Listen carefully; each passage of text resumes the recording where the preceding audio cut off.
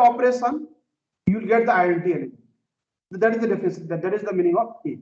So in inverse of A is basically that element. If you apply the operation between inverse of A and A, you will get the identity. So this is called group. Okay. Now you can see in the cryptography they need you see that a set of real numbers. Okay. So some examples you can take. Real numbers with addition. With addition is a group. Okay. This is also a group with addition operation. Set of real numbers with multiple, but here it should not be 0. So if you remove 0 from set of real numbers and you multiply, these also group. So why the 0? Because 0 doesn't have inverse. You can't. The identity is 1, and the identity is 1. You can't. You don't have any number. If you multiply with the 0, you will get 1. So that is undefined. Okay. So this is not a R multiply is not a group, but R minus 0 is a group. Okay. So these are the infinite group. But in the cryptography, they need the finite group. So for finite group, we need modulo. So with the help of modulo, we get the finite group. So for example, if we say the set 1, 2, 3, 4, and the operation is multiply modulo 5 is a group. Okay, there is a group. So if you can generalize this one, you can say that 1, 2, 3, 4, p minus 1 with operation multiple modulo p is also a group.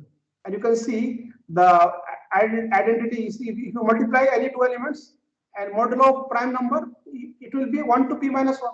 Okay, so the is closed. Identity is 1. If you multiply any one is 1. The inverse. So you say A inverse. Okay, so A. So there is a theorem that A to the power p minus 1 modulo Fermat's theorem. So this you can see Fermat's theorem. This is equal to 1. If you say A to the power p minus 1 modulo p equal to 1. So the A is the any element of ZP. So the A inverse will be what? So A inverse will be A to the power p minus 2. Okay, because A inverse into A has to be 1 identity. So you see this A to the power p minus 2 into A is equal to A to the power p minus 1, and that is equal to 1 by Fermat's theorem. Okay, so this is the group. And this is not only group, this is also a cyclic group. That you can see here, the cyclic group. Cyclic group is the group in which all the elements can be written as a power of one element x, and that x is called generator. This x is called, so you can write all the elements as power of one element x. So that x is called generator. So for example, if you see here Z7, so Z7 you have 1, 2, 3, 4, 5, 6 elements. Now you can write all these elements, okay, as power of 3. So you can see 3 square. 3 square is 9, modulo 7 is 2, 3 cube, 2 into 3, 6, 3 to the power 4, 6 into 3, 18, 4, and 4 into 3, modulo 7 is 5, and then 5 into 3, 4, 15, modulo 7 is 1. Okay, so you can write all the elements as power of 3. Okay, so hello ma'am, can you hear me? We can hear you.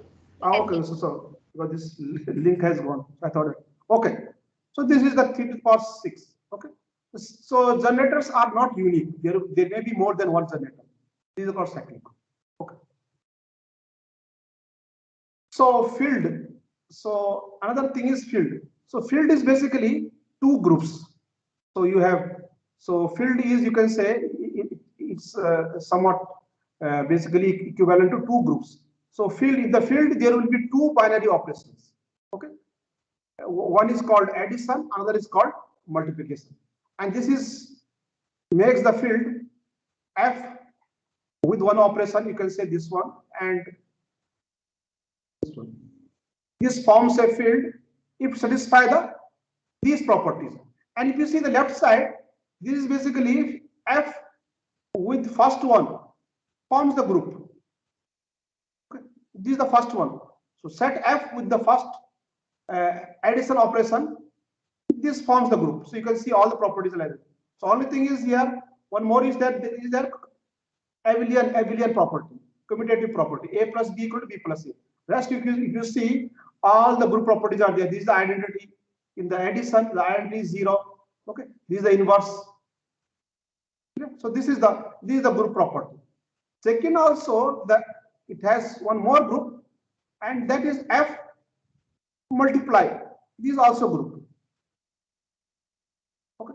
The only thing is that the constant they have given here, all the elements of F except the identity of the. Hello, ma'am. Can you hear me? Hello. Yes, we can hear you, sir. Oh, some sound is coming. So it looks like okay.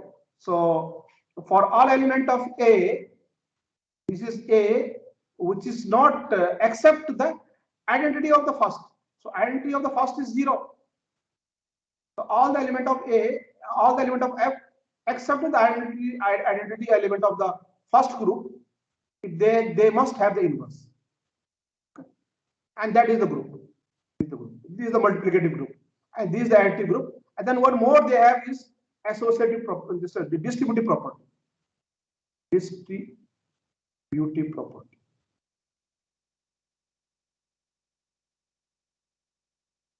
This is the distributive property. Okay. So it's basically two groups. Field is two groups, and some one two properties, distributive property lines. And in the second group, exception is there because 0 cannot have the inverse. 0 cannot have the inverse. That is the exception. Except 0, the 0 is basically except the identity of the first group. Okay. Except the identity of the first group, all the element must have inverse. Okay. So this is the field. And you can say set of real numbers. So with addition and multiply, this is a field. This is a field because you see by default we are, if field is saying the real field of the set of real numbers with addition and multiple, this is a field. Okay, so this is the field. So you can see all the additive identity is 0, and if you have A, additive inverse will be minus A, and if multiplicative identity is 1, so any element of real number, and you can multiply, there exists another element. If you multiply with that element, you will get the A. So if you see A, so the inverse will be 1 upon A. So this is real number. And you see exception is there. This is the exception. Is the identity of the first one. Okay, so this is the field. But in this case, in this field, this is infinite field. The number of elements are infinite. See the set of real numbers, the number of elements are infinite. But in cryptography, we need finite field. And this is the finite field which is used in the cryptography. So you have, so this is 0 also. So 0, 1, 2, p minus 1, addition modulo p, and multiple modulo p. This is a field. This is a field. Okay. Of size, finite size p, prime number p, 0 to p minus 1. Okay. So you can see here, additive is 0, and in additive identity is 0, multiplicative identity is 1, and the inverse of any element A will be p minus A, because A plus p minus A modulo p will be 0. So this will be 0. And here the inverse already you have seen in the by Fermat's theorem, a to the power p minus 2 equal to A inverse. Okay, and exception was there 0. So this will not have inverse, but that is the exception in the field. Okay, so this is the field. This is the field. Okay. So I hope this part is clear. So now we have the vector space. So this lattices are similar to vector space, and we'll discuss first vector space. Before that, the vectors. So you see the vectors has some dimensions like this n dimension, n tuple, ordered n tuple, x1, x2, x. This is the vector of size n. Okay, so similarly, so R1, so set of real numbers, only one number, that is called vector of dimension 1, and set of two real numbers, x1, x2. So R square. This is the way we write R cube, x1, x2, x2, three-dimensional vector. Then four-dimensional. So like this we can have n-dimensional vector. So this is set of n-dimensional vector. So now if you see, two vectors will be equal if the individual elements are scalars are same, then only the two vectors will be equal. This is the definition. And if you want to add two vectors, you want to add these two, so individual scalars will be added. U1 will be added with the B1, so U1 plus B1. And if you want to multiply one scalar with vector U, so it will be this C will be multiplied with all the scalars, all the individual elements of the vector CU1. Okay, so this is called scalar multiplication, and this is called vector addition. Similarly, difference. So you have U minus V and this U1 minus V1, U2 minus V1. So individually you can subtract that. And the zero vector. So zero vector is not zero. Okay. So zero vector is if you have zero vector of dimension n, that is this one. It's not zero. It's 0, 0, 0, 0. Okay. So now we'll see the vector space over the field F, and then symbolically this is known. So we have field F. Already we have discussed field F. Okay. And then we have vector space over the field F. That is the definition. Vector space alone is not defined. Vector space, you have to say over the field. Which field? That is the proper one. Okay, so this is the notation VF. Okay. So in this case, V is the set of vectors, and we can have some three vectors U, V, W, which are in the V, and then the elements of field are called scalars. Okay, let's say C and D will denote by this one. Then we'll say V is the vector space over the field of V if the following 10 axioms are satisfied for every element of it. So this, if this is satisfied, then we'll say it is vector space over the field of F. Okay. The first is if you add two vectors, the resultant element again should belongs to the same set of vectors, that is V. And this is commutative, U plus V equal to V plus U. And this is associativity about the vectors. And there should be one zero vector. Zero vector. It means if you add any vector in V with zero vector, you will get the same vector U. Okay. And then we have negative vector. You can say inverse, additive inverse. Okay. If U is the V, then there should be again minus U, which is elements of V, such that if you add these two, it will be zero vector. So zero vector is basically it's not zero, it's dimensional. Okay. These are 5 properties. And then you have, if you multiply, this already you know, just now we have defined C, which is C is F. Okay. Just now we are doing C and operation dot U vector. Okay. That already you have defined C1 U1, C and U1. This already you have defined. Okay. So if you apply the operation between this scalar multiplication between the scalar and the vector, it should be vector. There has to be vector. Okay. And similarly, this is distributive kind of things. This C into U plus V will be CU plus CV, and this again will be vector. And similarly, you have C plus V. Now two scalars are added, and U, it will be CU plus DU. And similarly CDU. And if you multiply the identity element of F, so one is F with U, you will get u. You will get u. So this is called scalar multiplication. Okay. Can you hear me, madam? Hello. Ah, yes, sir. Yes, Yeah, sir. Can okay. hear you. So now we'll see this set of integers over the field of real numbers is not vector space. So V is set of integers. Okay. And over the field of real numbers, field is real numbers. This is not vector space. That you have to show. So what you have to show is you have to show that the one property of out of 10 property, at least one property it doesn't satisfy. It does not satisfy. So you can see one, if the V is the set of integers, so one will be the element of V, and real number is 1 by 2.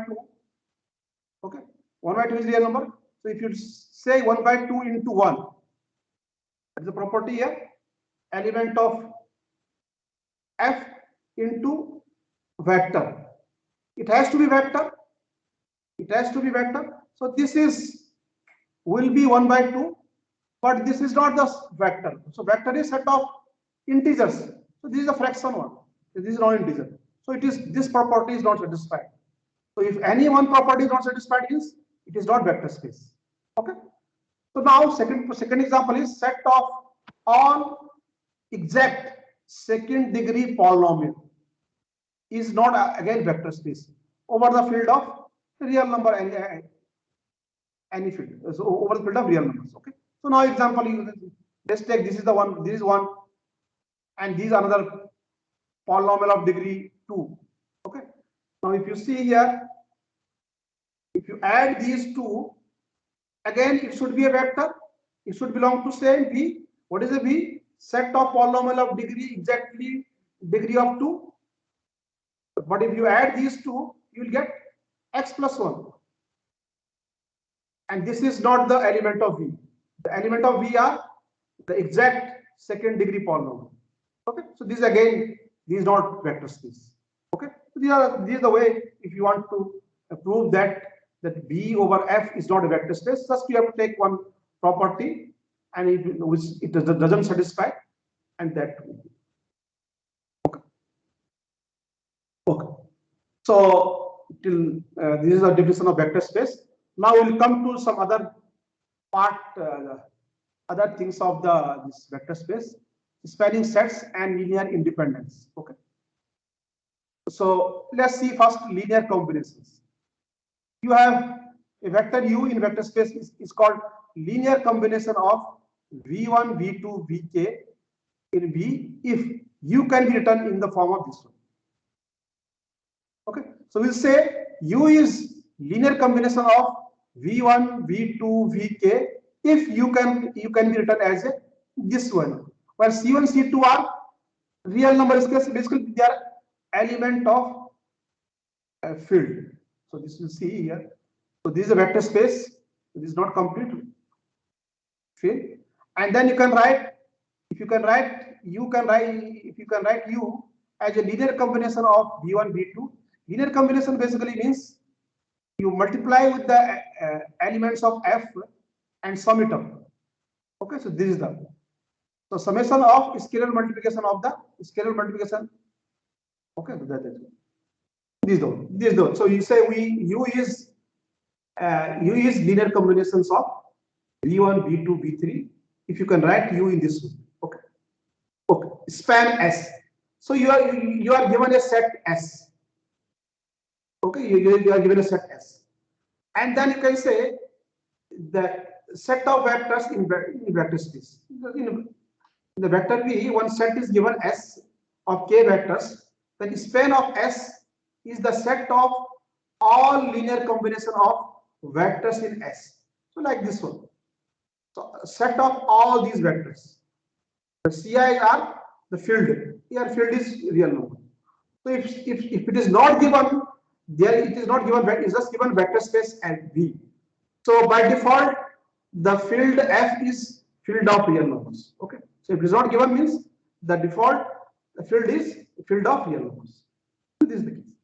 Okay. So for example, if you see the let's say the set V1 is equal to 1 0 and V2 is equal to 0 1. So the span of this one, so then the span of S will be any element of this format.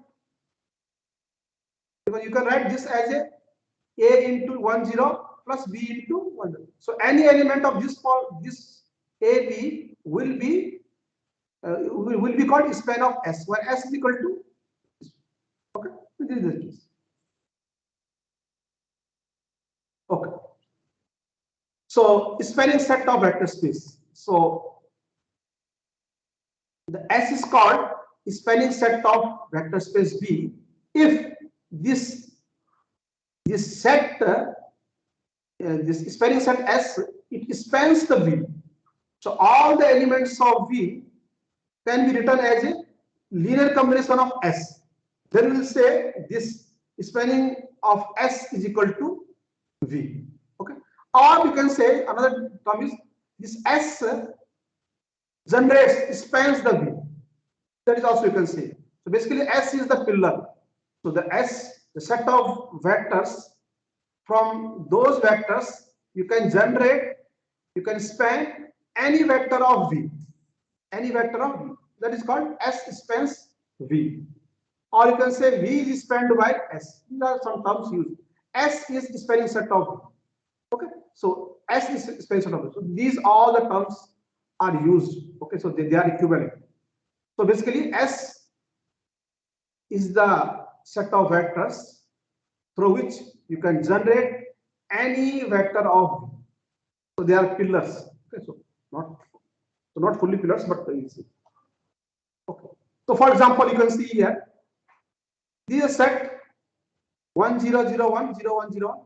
This spans RQ. So from these three vectors, you can generate any element of RQ. Let's say A, B, C. Any element A, B, C you can generate from these three. So what will be there? You can see U is any element of U1, U2, or U3 can be generated from these three. So what you have to do? You multiply U1 with this one, U2 with this one, U3 with this one. Okay. So it basically means this set S spans RQ. It spans RQ. Similarly, you can see these three terms 1 x square. It will span the polynomial of degree 2. Okay. So any polynomial you write a plus bx plus cx, you can write as a linear combination of 1 x, simple a into 1, b into x plus c into x. So this is the thing. Okay. This is the span. So these are examples. Okay. So now one more definition is there: linear independence and linear dependence. Okay. So we say V1, V2, Vn are linearly independent. So they linearly in some kind, they are not independent. It does not depend with each other. Okay. The definition, basic definition is there. These will be linearly independent. So for if you multiply, if for this is equal to 0, if there are C1, V1, C2, V2, CK, VQ as here, if it is this is equal to 0 vector, this is basically 0. Okay, so the dimension n. If this is the case, then it is only if this is possible, only if all are 0. Otherwise, this 0 is not possible. Then only V1, V2, Vn will be linearly independent vectors. Okay, so these are definitions. So linearly independent vectors are there. If this is 0 and their linear combination is equal to 0 vector, in only one condition, when all constants are 0, all scalars are 0. Otherwise, it is not 0. It is not possible to be. The linear combination cannot be 0. Okay, this is the case. So now you can see non-zero vector. Let's say one non-zero vector which is not 0. This is 0 vector which is not 0. Let's say V3, this one. So we have to say whether V3 is equal to, V3 is linearly independent. Only one vector is there. Here n vectors are there. I am saying only one non-zero vector. whether it is linearly independent or not. Okay, so you can see a definition. Suppose this is equal to 0 vector. Okay, this is non-zero. Then this will be, if this is 0, this is non-zero. Only option is C will be equal to 0. Because V3 is not 0, 1 has to be 0. So then C into V1. So that you see the V3 will be, let's say U1, U, and so this C into U1, C V3 will be C U1. So this is 0. Means the individual C will be 0. Okay, so that's why C is 0. So that C will be equal to 0.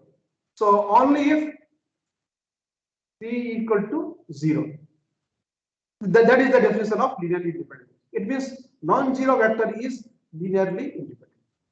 Okay, any non-zero vector is linearly independent. Okay, so now zero vector. So zero vector is linearly independent or dependent. That we have to see. So now you can see here, same definition we will see. This says C into 0. So this I said is equal to 0. Okay.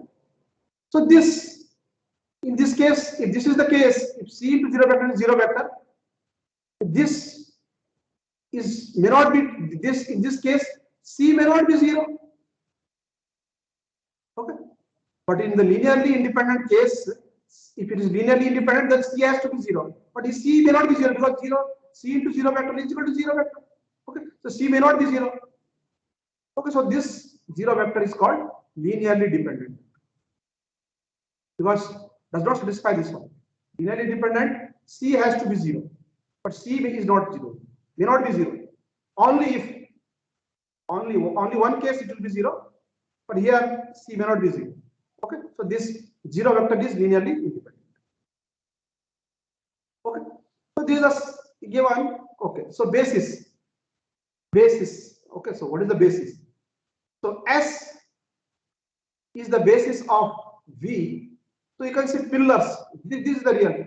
Spanning set may not be the basic, may not be the pillars. So you can see in anything, these are the pillars. So what is the basis for V? First thing is this, from S you can S spans V. From S one can compute any vector of V. This has to be the spanning set. That first case. Okay. Second thing is all these must be independent. That is the S. Then S will be called basis of. Okay. So if they are independent, then this may not be the basis. So maybe one vector you can remove it, and that may be the basis. Okay. Because that vector you can write in terms of other vectors. So for basis, we have two properties. It must this set S must span the V, and the set of vectors in S is linearly independent. Okay. For this is the standard basis. 1 0 0 0 1 0 0 0 1. Okay. This easily you can prove also. They are already you have seen these three vectors. They span the R cube. Okay. And now you have to show that they are linearly independent also. So that is easily you can see C1 into 1 0 0, C2 into 0 1 0. If this is 0 vector, this is 0 vector, then you have to show that C1, C2, C3 are 0. So now you can see this will be equal to C1, C2, C3, which is equal to 0. And this implies that C1, C2, C3 are 0. So it means these three are linearly independent vectors. Okay, and that's what you have to show. That is the basis. Okay. Similarly, this in Rn, these are the standard basis. 1 0 0 0 1 0. Then similarly 0 0 1. Then others are 0. Last one is 0 0. The four direction. This is the one. Okay. Now Now we have theorems. So the basis, see, this is the one basis. Okay, maybe in 3 dimensions. See, this also is the basis.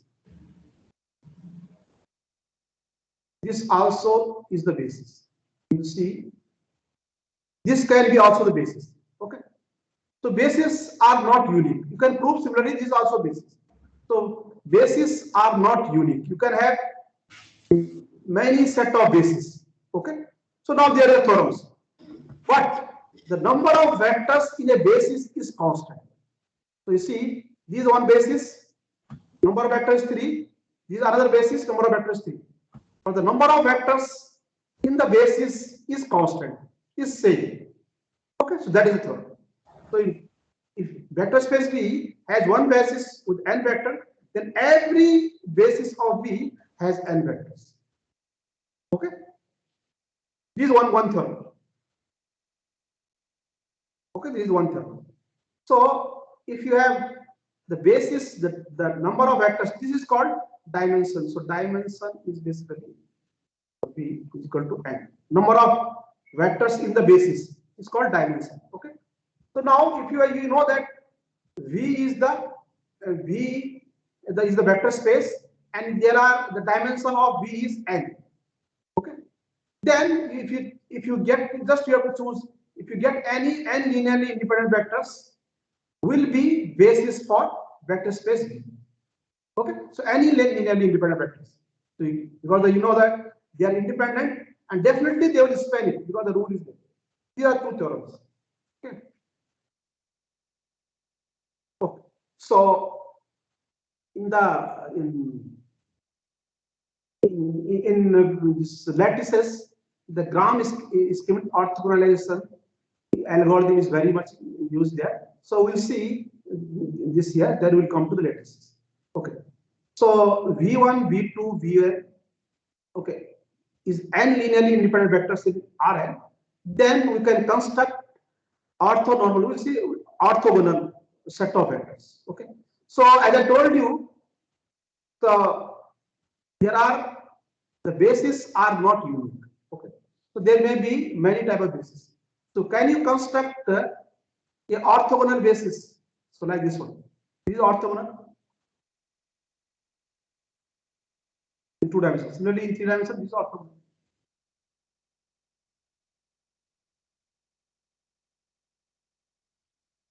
Okay. So these are orthogonal because if you see the orthogonal, their dot product will be 0. Vectors, they are perpendicular basically, or you can say the dot product cos 90 is 0. Okay.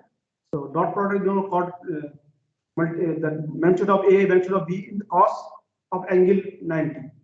So the 90 equal to 0. Dot product is 0, or you can see they are perpendicular. Okay. So that's all. So if you have the orthogonal basis, then it's very easy to write any vector A, B, C in terms of these orthogonal bases. Because if you want to write A, B, C, you can write A plus B plus C. So that is all. So orthogonal basis is very much required. It will simplify the problem. Okay, that's all. So now, how to get the orthogonal from any arbitrary set of independent vectors? How to get orthogonal vectors? So that is what Gram schematic algorithm. So he has given the algorithm. From any set of linearly independent vectors, we are getting linearly independent orthogonal vectors. Okay, so finally it will be all the vectors will be orthogonal, means their dot product will be 0, or their angle between those vectors will be 90. Clear? Okay. So now in this part, the first one is same. U1, so the orthogonal, the first one they are keeping the same. Okay, U1. So U1, U2 are the n linearly independent orthogonal vectors. Okay, this is the orthogonal. And first one is same. Okay, and you just say orthonormal means the orthogonal vector whose magnitude is 1.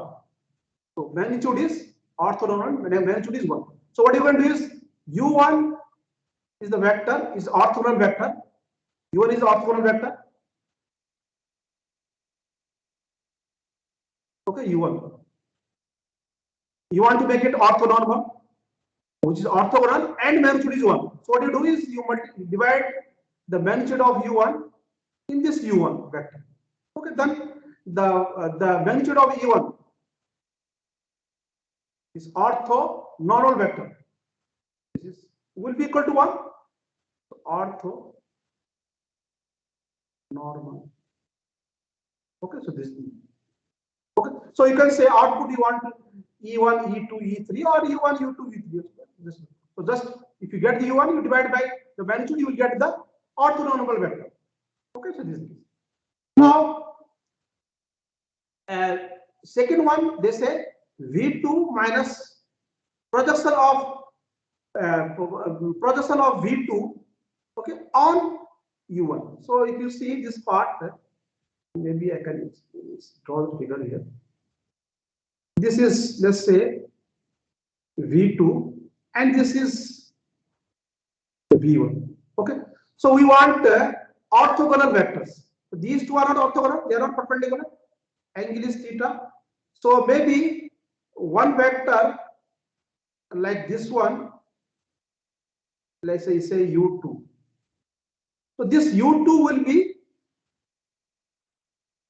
orthogonal to V1, which is U1. So now U1 and U2 will be orthogonal. U1 and U2 will be orthogonal. Okay. So now we have to find out U2. So what is the U2? You can see here. So this let's say this is V1 is little bigger. This part, only this part. Okay. So this part you can see. So U2 will be, let's say this is X. Okay. So U2 will be V2 minus X. Okay. This vector minus this one will be U2. Okay. Now we have to find out X. So what is the X? The magnitude is this much, and the direction is of V1. And what is this value? You can see this. You can see this X, magnitude of X will be V2 cos theta. Magnitude of V2 cos theta. Okay, and the direction is V1. So you can write this V2 minus V2 cos theta, and the direction is, so that you can have identity vector here. So your direction is of V1. So V1. So you can say what is that? The direction identity vector. So direction is V1, but magnitude is 1. Okay, this you can say. This will be there. Now if you simplify this one, V2 minus this, you can say this V1, you can multiply V1 both the side, and then V1. It will become a square. Two are there, and then so this will be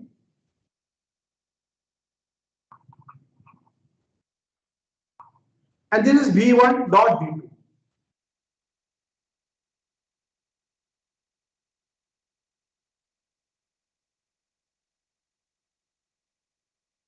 V1 dot V2 divide by, or you can say V2 dot, no, say V2 dot V1 and V1 dot V2, so both are same.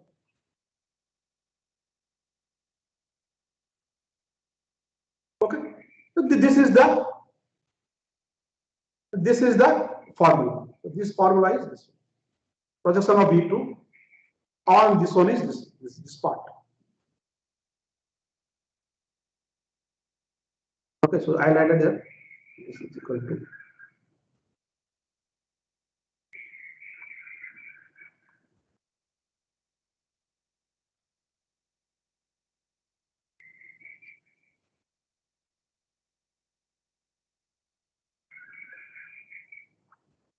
This is the formula. Okay. Similarly, you can write projection of V3 on V1. It will be V3 here.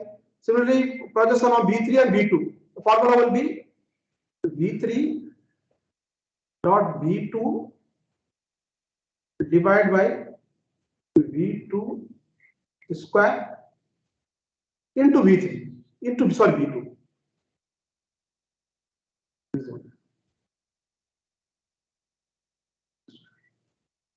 Okay, And this one will be again V3 dot V1 divided by V1 square into V1. So this is the way. So like this one, U3, then U4, projection of V4 on V1, U1, projection of V4 on V2, like this one. Same formula will be similar, only you have to change. So if you can get this one, you can get all the values. And then you divide by their magnitude, you will get the orthonormal vector. So you get the orthogonal vector, then orthonormal is easy. The magnitude is 1, so you have to divide by their magnitude. Yeah, so this is Gram schematic vector. So this you will be using.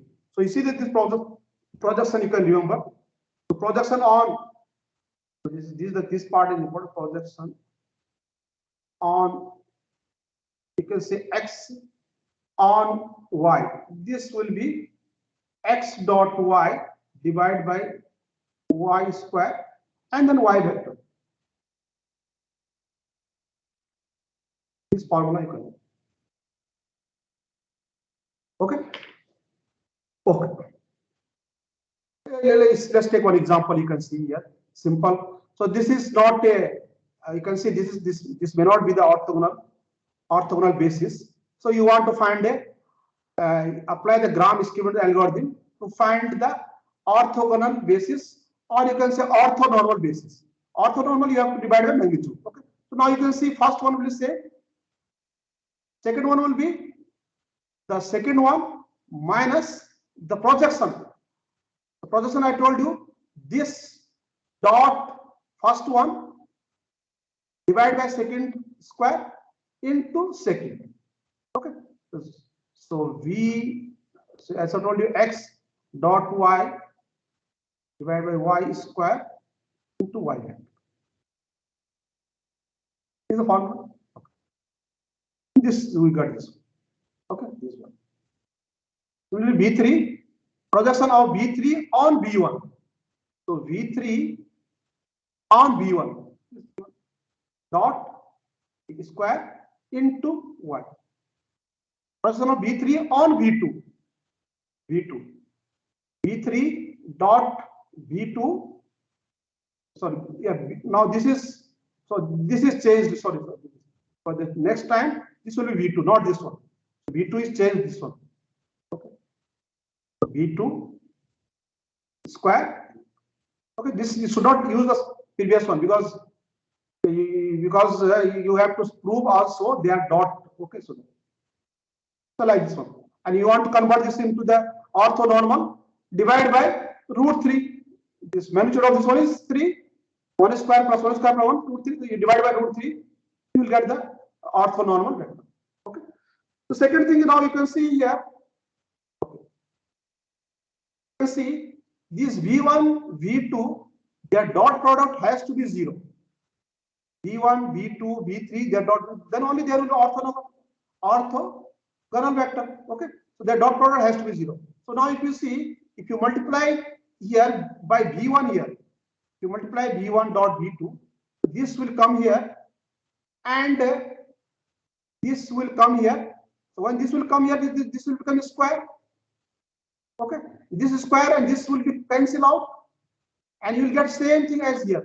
Here also 1 minus 1 1 1 0 1. Here also 1 0 1 dot 1 minus 1. Same thing will come. It will become 0. So V1 V2 are orthogonal. Similarly V1 V3. You want that V1 V3 has to be 0. So you apply V1 here. 1 minus 1 1 dot this one, and if you do 1 minus 1, this will be square, and that this will cancel out this one. So what you will get? 1 1 2 1 minus 1, and these plus this is minus get cancelled. This becomes 0. This has become 0. Now this has to be 0. So now you can see already you have proved V1 dot V2 is already approved. This into V2 is already 0. This into V1 is 0. Okay, this is already approved. Okay, so this is a proof. Okay, this is the concept. So this is the basis, and now we'll come to the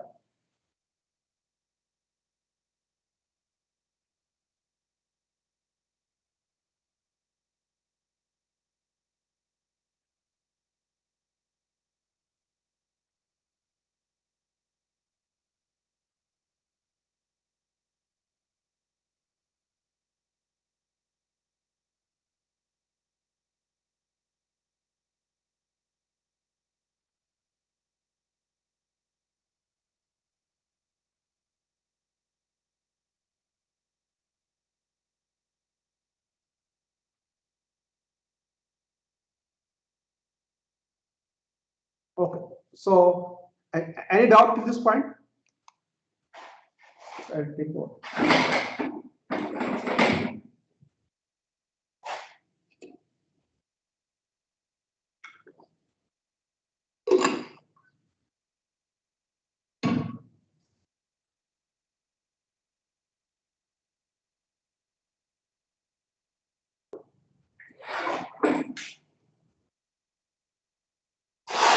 Okay. So if there is no doubt, I'll continue. Okay. So the lattice-based cryptography. So now first we'll see the motivation, then we'll see the definition of lattices, and then we'll see hard problems, then algorithm, and then we'll see some public key cryptography. Okay.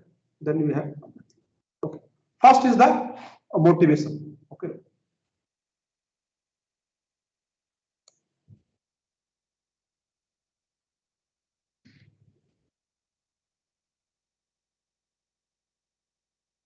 Okay. So the first motivation is for lattice basis is it also gives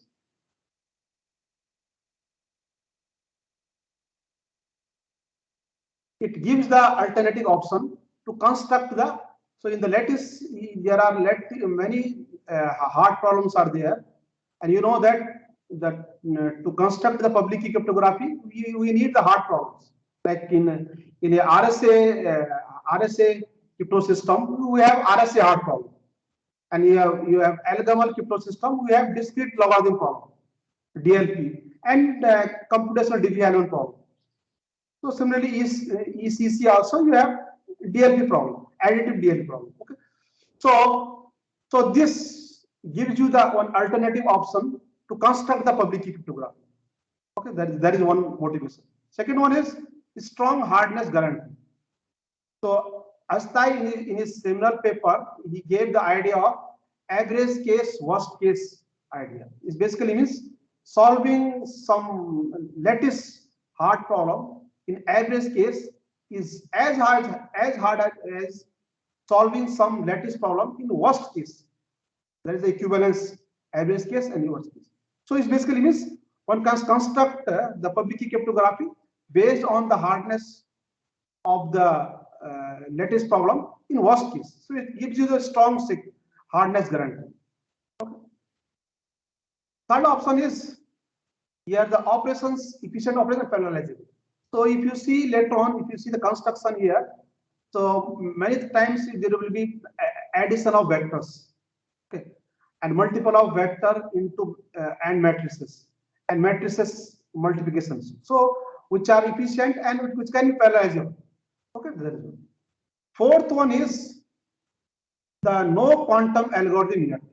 Okay, so already if quantum computers comes into reality tomorrow, suppose quantum computers comes into reality, then there are some algorithms which will run on quantum computers like source algorithm, so which can solve RSA hard problem or DLP problem in few seconds. So basically means once quantum computer comes into reality, all RSA and algorithm can be broken in few seconds.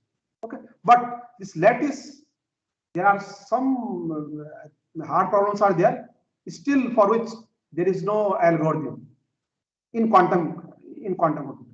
Okay, so which cannot be solved by quantum computers. So which is safe. That's why it is part of the post quantum cryptography. Another very primitive is fully homomorphic encryption. Okay, so you can do.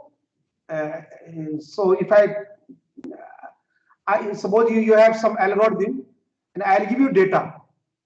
Okay, so I'll give you data. So I'll say that please execute your algorithm on this data. Okay, so then what you will do is you will execute the algorithm on that data and you give me the answer. Okay, so but I have to trust you whether that answer is correct or not. If I trust you, then it's okay. If I don't trust you, then what to do?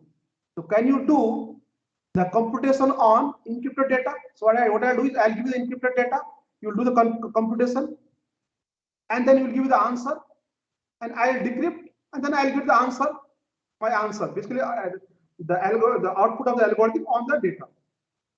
So that is called fully homomorphic encryption. So this is now it is possible. In 2008, the scheme was given for this one, and all these schemes till now they are based on the lattices. They are based on the lattice hard problems. That's why this is another motivation to study the lattices. It's very powerful, fully homomorphic, powerful in this primitives in cryptography. Okay. The negative part, the size of the ciphertext is very high. So for input, compared to other crypto systems, the size of the ciphertext will be very high. You will see some schemes, and public key also very large. So that is only. Otherwise, it's good. It can be compared with the normal crypto system, but only these two drawbacks are there. Ciphertext will be more, the bandwidth requirement will be more, and this public key also is very large. Okay, that we'll see later.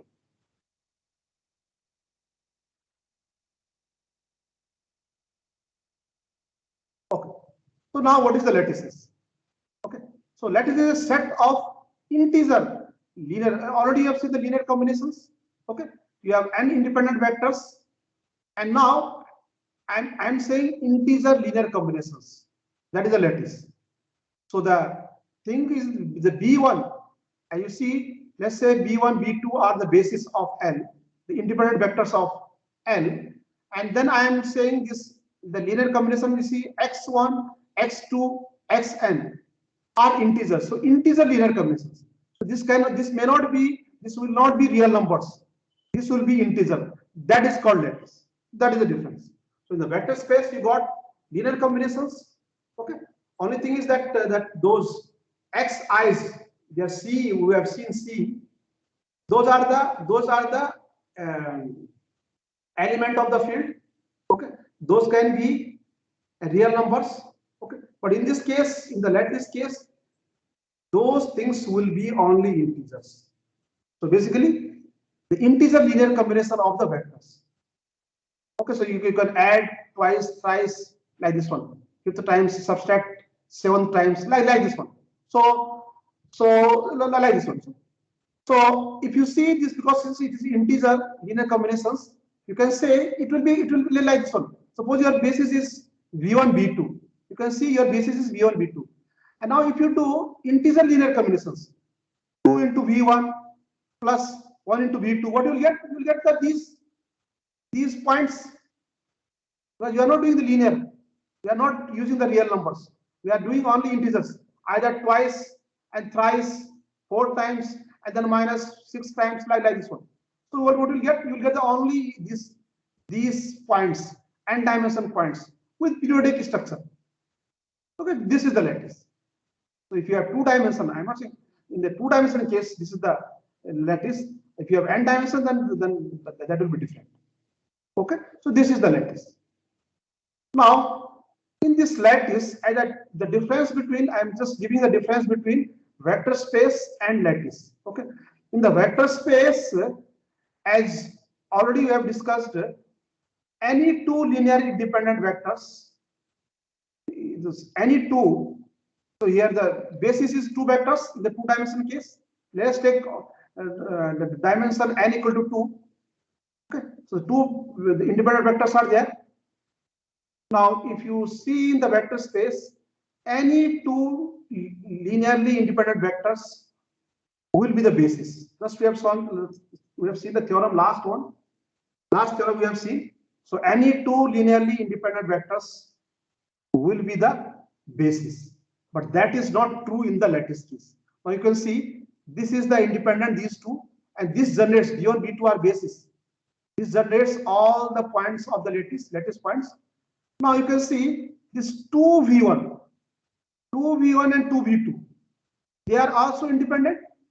You can see 2v1 and 2v2 are independent. Okay. So if you see the vector space, this also will be the basis. This also will be the basis. But in the lattice, this will not be the basis. Okay. Why this 2b1 and 2b2 will not be basis? Anyone? Any? Why this will not be basis?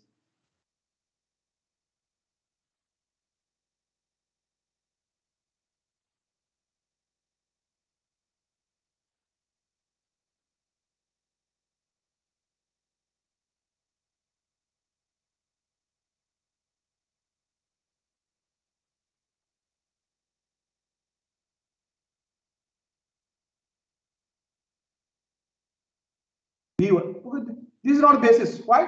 So basis, those vectors must generate all the vectors. Okay. So now you see you have 2b1 and 2b2. Can you generate b1? Can you generate b1 from 2b1 and 2b2? Because if you want to generate b1 from 2b1 and 2b2, what you have to do? You have to do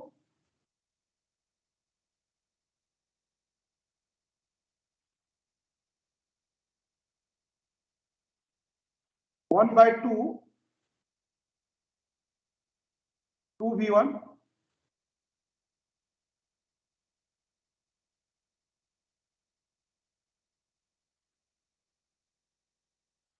1 by 2, 2b1.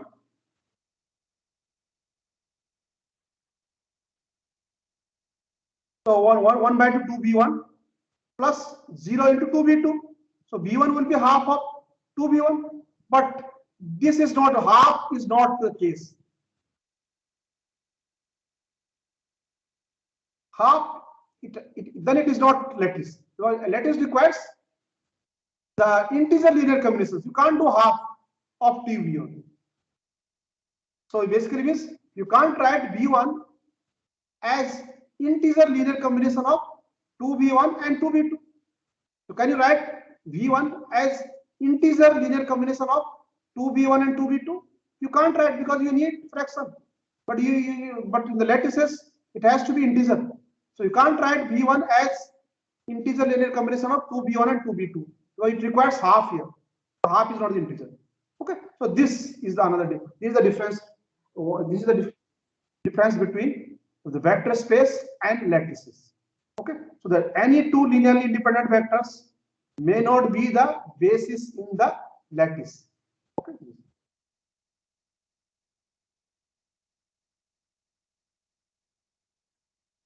Okay.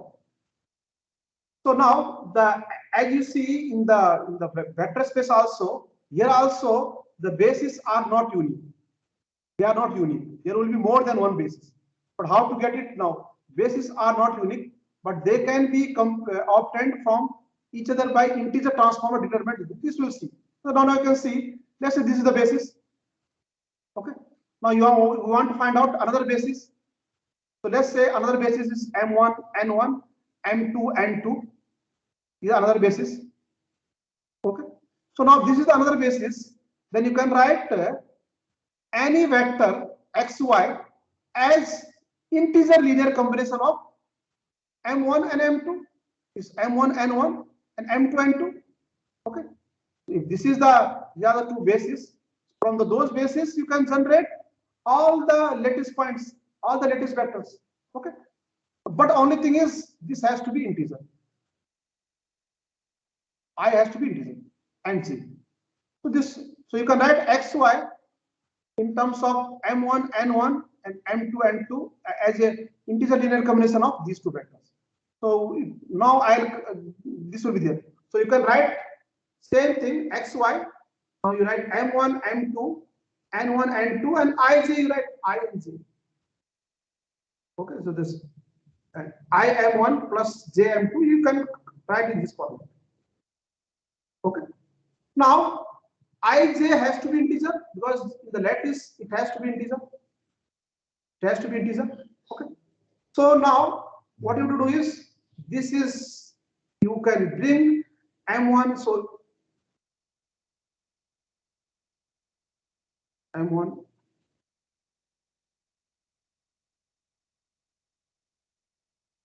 twice.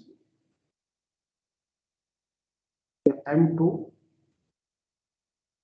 is N1 twice.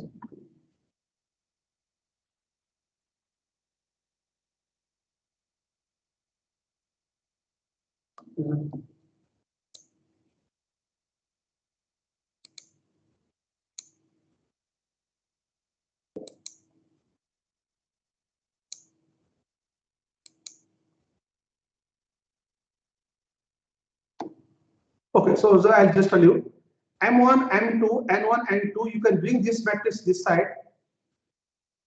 This side. You can bring this matrix this side. So it will be M1, M2, N1, N2 inverse into XY. That will be Xij. It will be Ij. Okay. So now the Ij, so this is the inverse of this one. M1, M2, N1, N2. And to be the inverse, the determinant has to be the determinant. So you can say this is the determinant, and you can see that it will go that side, and that will be integer because the xy divided by, so determinant of this one. Okay, divided by, and if you divide something by this one, it will be a fraction, but Ij has to be integer. So the Ij will be integer only the case when you dividing the determinant of this by this matrix. If it is equal to 1, if you divide by 1 again, it will be the same. Okay. So if you are dividing the matrix whose determinant is equal to 1, then only Ij will be integer. Okay. So what I'm saying is you can transform you can get new basis by multiplying the matrix whose determinant is plus minus 1. So the bases are not unique. You can get one basis from another basis by multiplying the matrix whose determinant is equal to 1. So now you can see this is the one basis 1 0 0 1. Now if you multiply by this matrix 3 2 4 3, determinant is equal to 1. So you will get another, this will be another basis. Okay, so that's the case.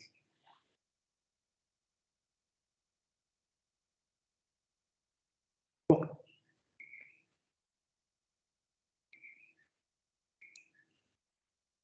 Okay. So this is the one. So now let's say this is the basis,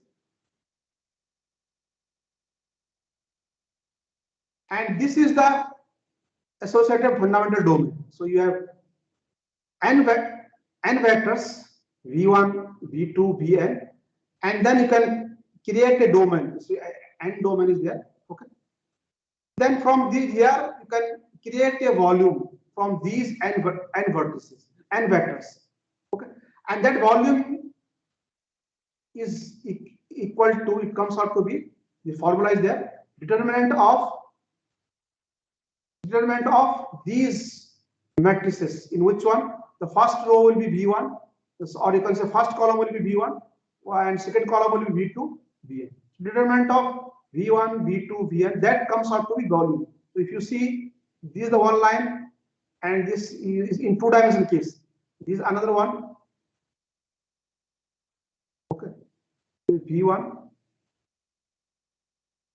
this is v2, and then this is the volume. This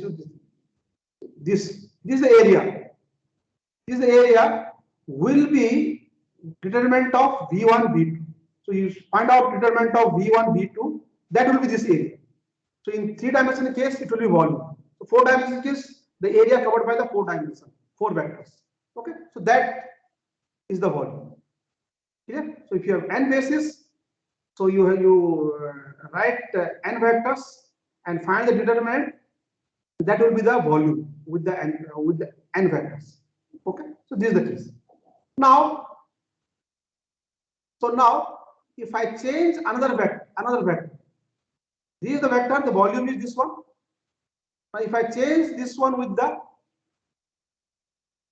u1, let's say 1,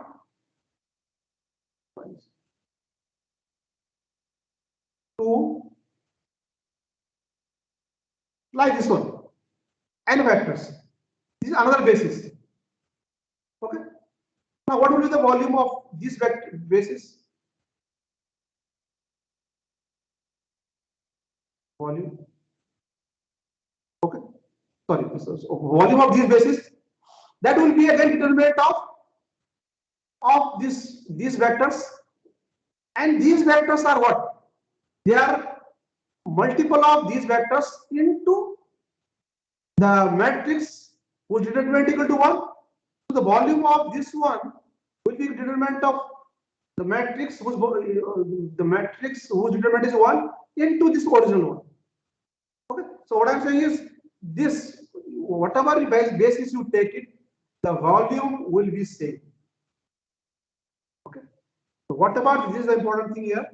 So in the lattice, whatever the basis you take it, the value from these n vectors, it will be same. Determinant of this will be same, because you can get to one basis from another basis by multiplying the matrix whose determinant is equal to 1. Determinant equal to 1. That you can do. Okay. So then determinant equal to 1, to multiply it, the volume will be same. Okay. Okay.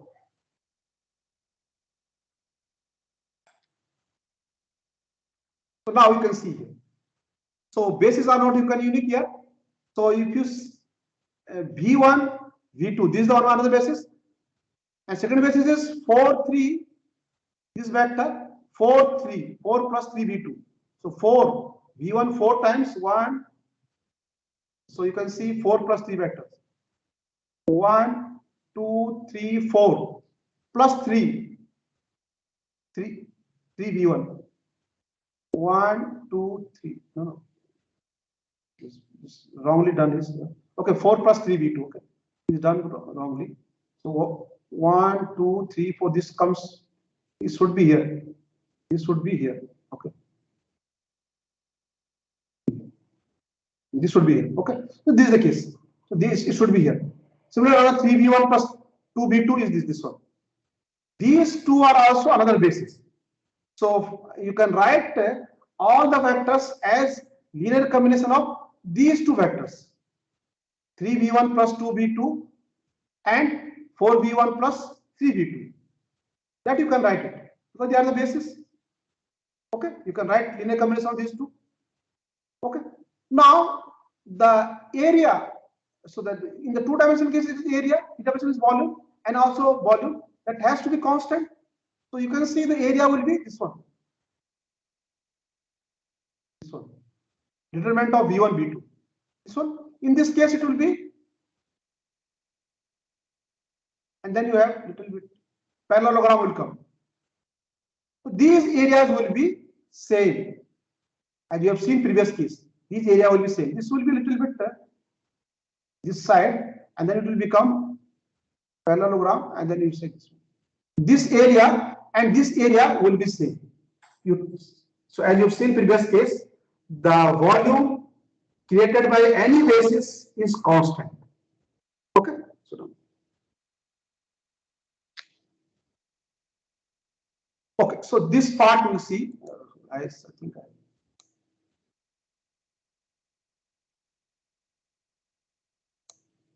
Yeah. So this is the correct one. So you can see here. This is the one basis. Okay. And this is one basis. Another basis is this one. And their area is same. Okay, the area is same. So now if you see here, the area is same and the area is same.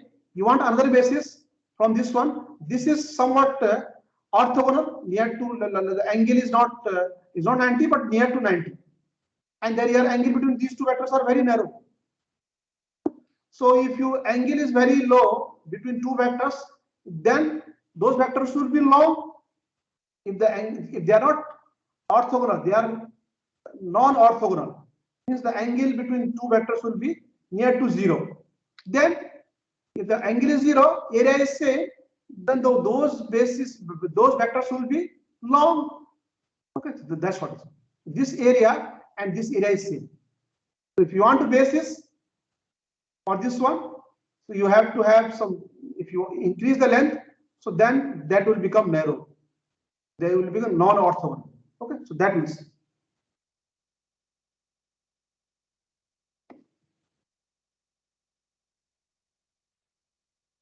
Okay. So now let's see the hard problems on lattices. And you have seen the RSA hard problem. Okay. So we have RSA hard problem, you have Elgamal, discrete logarithm hard problem. Similarly here, lattices also have hard problems. So let's say first is the closest vector problem. So given a arbitrary lattice of N, so this is the arbitrary lattice. So basis, so some other basis. So there are, you can have many bases in any lattice one. This is arbitrary basis later, and then you are given one point X, which is not lattice point. It is not lattice point. Okay. Then you have to find out the vector. You have to find out the lattice point which is near to X. So that is a hard problem. So if you want to try to find out a lattice point which is near to X, will take exponential time. Okay, will take a lot of time. It's not like hard problem, it's not like impossible, but it will take a lot of time. So that is called closest vector problem. Okay. Now second one is shortest vector problem. So given a arbitrary basis of L, find the shortest vector in it. So you have to find the shortest vector. So for example, you can see this one. So if I give you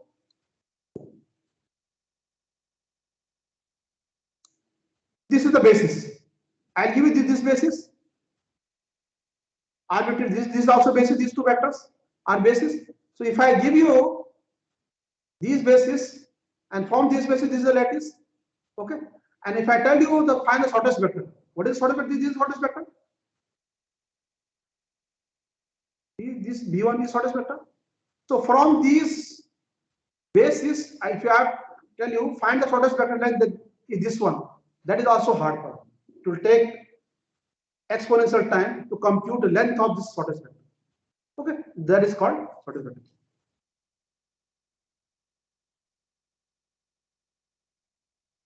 Okay, so this one we'll use later on. So if you given the matrix A and real beta, and you have to find out first non-zero integer vector E such that A equal to 0, and not only E, you have to find out E, but you have to find out that E whose length is less than beta. That is also a hard problem. This is called small integer solution problem. Okay, and similarly in homogeneous small integer solution problem, IS problem, same here, but here the equal to part is not 0. Here it is equal to part is U. Okay, so you have to find out E such that A is equal to U, and the E has to be less than B. So you have to find out that E such that A is equal to U, but the length of E is less than equal to beta. Okay, this is another. Okay, so now we'll see Babai's closest vectors problem. Okay, so you have this hard problem, closest vector problem. So given X, so I give you, yeah, let's say this is a point. Okay, so let's say this is a point. I've run it. So this is not latest point. Now you have to find out closest vector or closest latest point to this one. That is this one. You have to find out this point. This point. Okay. That is also hard problem. So if you are given some arbitrary basis, you can't. It will take exponential time to compute this one. For this case, it looks okay, but there it will not be given. Given as some basis, arbitrary basis. But this to find this one is hard. Okay, but the Babai has given an algorithm. Okay. Babai has been given an algorithm to this one to find the closest point. But the Babai algorithm will not work for all the bases. It will work for some only certain kind of bases, the bases which are short and orthogonal, and they are called good bases.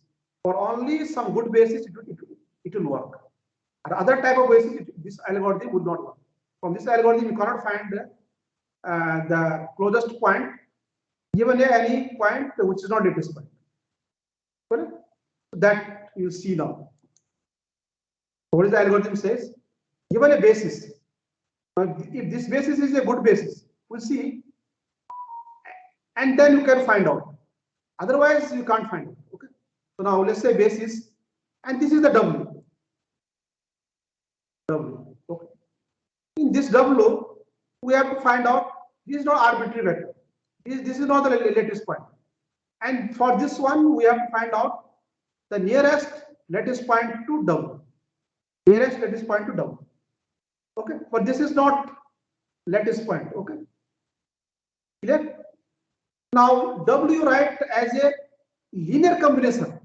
Now T1, Tn are real now. I'm going to vector space because W is not latest point. I'm writing this one because latest points are only integers. Sorry, the discrete points. They are not continuous, as you have seen here. But vector space, the vectors are continuous. Okay. So this can be written, W can be written as a linear combination of these n vectors, v1, v2, vn. Okay. Now once you write this one, t1, v1, tn, vn, and then you can write, if you write this one, okay, so then what you do is you write ai. This is not fully bracket, I did mistake. This is this one, and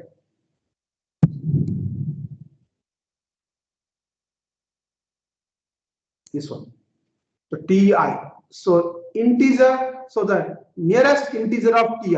This is the symbol, you know. Nearest integer of ti. Okay. Not bracket. Nearest integer of ti. So basically ai is integer.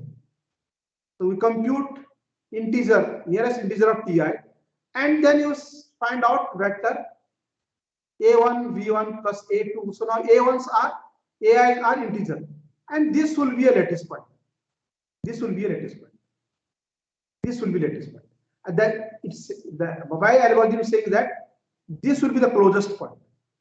The algorithm will return this as a closest point. Okay. Now you can see it will not work in all the cases.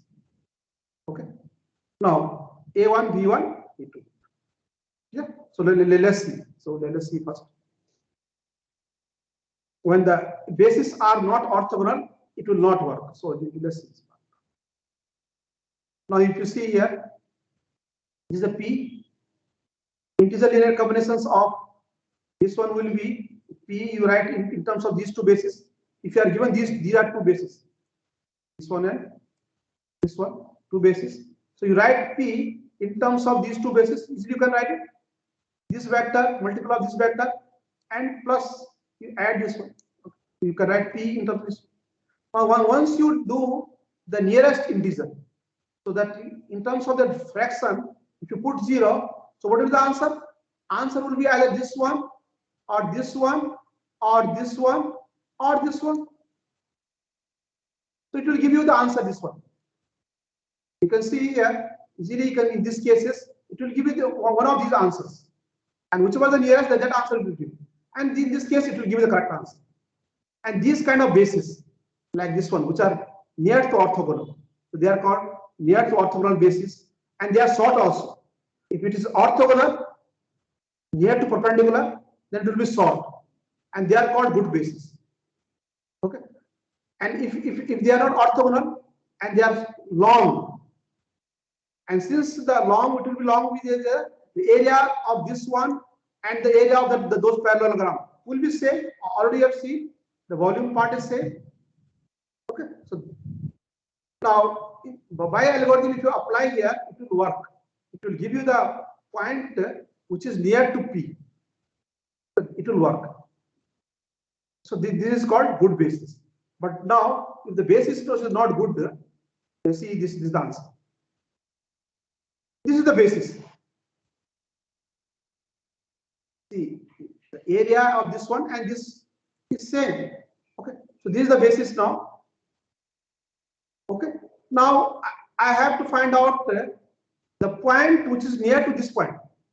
This green one you can see here, green one, and this green is not a lattice point, it's some arbitrary vector, and you have to find out the nearest, the closest vector, closest lattice point to this one. The answer is either this one or this one. Let's say good. And now, what is the lattice point? The parallelogram vertices are this one, this one, this one. These are 4 points on this one. 1, 2, 3, 4. Now, once you apply the Babai's algorithm, okay. So, why you write this one as linear combination of these two vectors?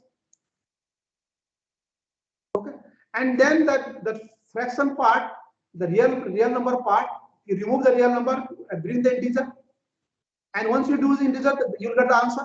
So in that part, if you see, the answer will be one of the 4 points of the parallelogram. Like previous case, it was this one. If you see, if apply parallelogram, one of the answer will be either this point or this point or this point or this point. So similarly here also, answer will be either this point or this point or this point or this point. Okay, so let's say it gives this point, but the nearest point is this one, so it gives wrong answer. Okay. So when that is called bad basis. When the bases are highly non-orthogonal, then the Babai, which is called bad basis, and the Babai algorithm doesn't work to find the closest point. So these are called bad bases. Okay. Okay. So I stop here. So I think time is 3:30, madam. So time is up to 3:30, sir. Oh, No okay. issues. Okay. So just I'll cover this part. Okay, Then. sir. So now this is the bad basis, which is highly non-orthogonal, and this is are called based on good basis, which are orthogonal. Okay, so it's hard given a bad basis. If this basis is there, if you want to find out a good basis, which is orthogonal, like this one, that is a hard problem. So from this basis, it's hard to find good basis. This basis. Okay, that is hard problem. Okay, that is also hard problem. So now, if you want to design a crypto system based on this problem, so what you can do is you can make the bad basis and public key, and good basis is the private key. Okay, so you can see here this part from bad. This is the basis which is highly non-orthogonal. To compute good basis, which is orthogonal, nearly orthogonal, not orthogonal, but somewhat. Okay. This is hard problem. But if I give you good basis like this one, and I say you compute the bad basis, that is easy. What you have to do? You have to multiply a matrix whose determinant is equal to 1. You will get another basis, and that basis may be bad basis, may not be. You try this way, but definitely after that, after some multiplication, you will get the bad basis. So from here, this is the good basis. Okay, so if you multiply it, and the dimension will increase, you will get the bad basis. So from the good basis, you can go to bad basis. From the bad basis, you can't come to good basis. Okay, so that's the case.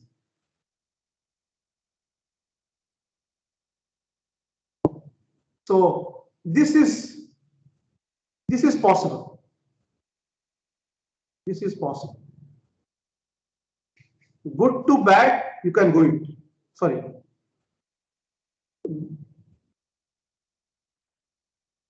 Bad to good is hard problem. This is hard. But this is, if you want to go this one, good to bad, I told you it's easy. It will take polynomial time. What do? You have to just multiply the matrix, whose determinant is equal to plus minus 1. And finally, you will get some bad basis, whatever, maybe long basis, bad basis, okay, which is highly non-orthogonal. This is easy.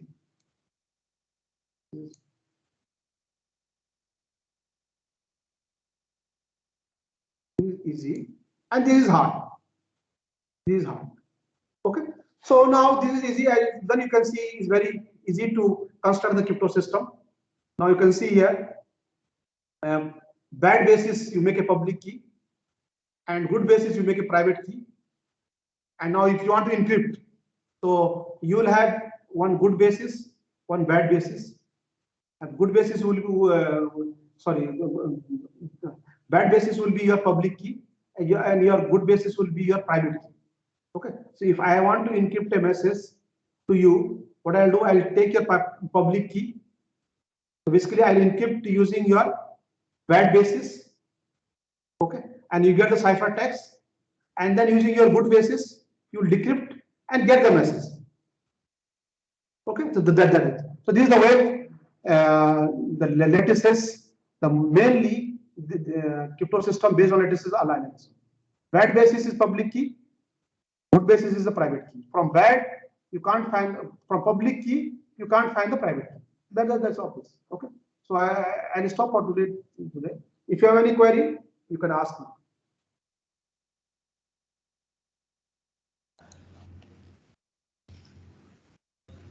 Participants, any queries? You can interact with sir now.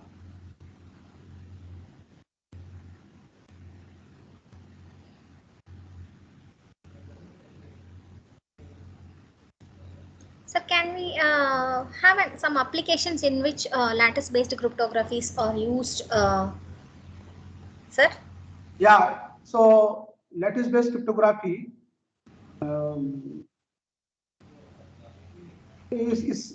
tomorrow we'll see. Okay, sir. So lattice, you'll see LLL algorithm. One algorithm is there, LLL algorithm, which is used to break the other crypto systems. Like we'll see knapsack crypto systems are broken by the lattice LLL. That is the negative. That is the negative applications. Positive applications, I have shown you the first motivation. So this is the positive applications. If you want to see this one. Okay. See, so first is a quantum algorithm is not there. If quantum computer comes, so then lattice-based cryptography will be the useful. Second thing is this one. Okay. Okay. Fully homomorphic encryption. Okay. All the fully homomorphic encryption schemes till now, they are based on the lattice hard problem. Okay. That is it. Okay, sir. So is there any simulators which allow us to work on this, sir? The simulators, I don't know, madam. Implementations are still going on, I think. Oh, okay. But, so this implementation is very tough. It's still going on. Oh, okay, sir. Thank you, sir. Participants? So thank you very much, sir, for this elaborate and descriptive session on basic mathematics of cryptography and lattice structures and crypto systems that uses lattices, sir. So we expect 2 more sessions tomorrow, sir, from your side. So thank you very much, sir. Thank you. Thank you. Thank you, sir.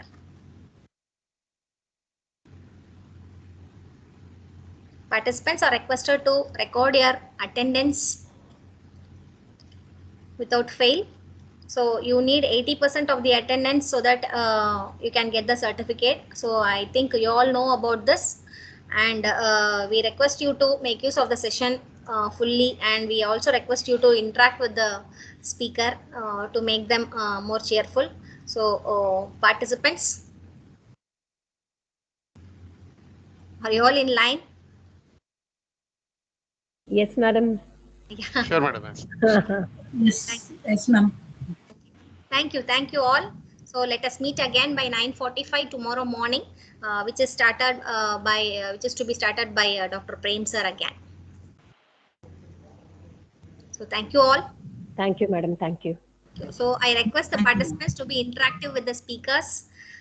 Once again, my request. Thank you all. Please record your attendance, and I also request you to log in with the credentials which we have shared to you. Then only you can access the files, and also the chat part will be enabled to you. Thank you all.